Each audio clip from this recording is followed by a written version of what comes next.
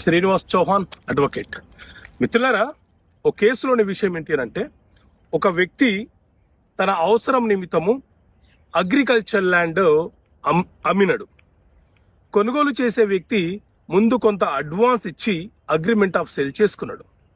ఆ తర్వాత రిజిస్ట్రేషన్ సందర్భంలో కొనుగోలుదారుడు ఏం చేశాడు అని అంటే, నీకు 2 రోజుల్లోపు అమౌంట్ వచ్చేస్తుంది, నాకు రిజిస్ట్రేషన్ చేసి ఇవ్వు అని చెప్పి ఒక 3 చెక్కులు ఇచ్చేసినాడు. సో ఈ వ్యక్తి అమ్మకందారుడు ఏం చేశాడు, కొనుగోలుదారుడు గతంలో అతనికి పరిచయం కాబట్టి, బంధువు అవుతాడు కాబట్టి ఆ చెక్కులను తీసుకొని ఆ ప్రాపర్టీని అతని పేరు మీద రిజిస్ట్రేషన్ చేసి ఇచ్చినాడు. కొనుగోలుదారుడికి పట్టా వచ్చేసింది. ఆ తర్వాత ఇతను వెళ్లి చెక్కు బ్యాంక్ లో ప్రజెంట్ చేస్తే ఆ చెక్కులు బౌన్స్ అయిపోయినాయి. సో మిత్రులారా, ఇలాంటి సందర్భంలో మీరు నష్టపోయే ప్రమాదం ఉంటది. కాబట్టి ఎప్పుడైనా సరే మీ ఆస్తులను అమ్మేటప్పుడు అవతల వ్యక్తి నుంచి మీకు రావాల్సిన సొమ్ము పూర్తిగా వచ్చిన తర్వాతనే రిజిస్ట్రేషన్ చెయ్యాలి.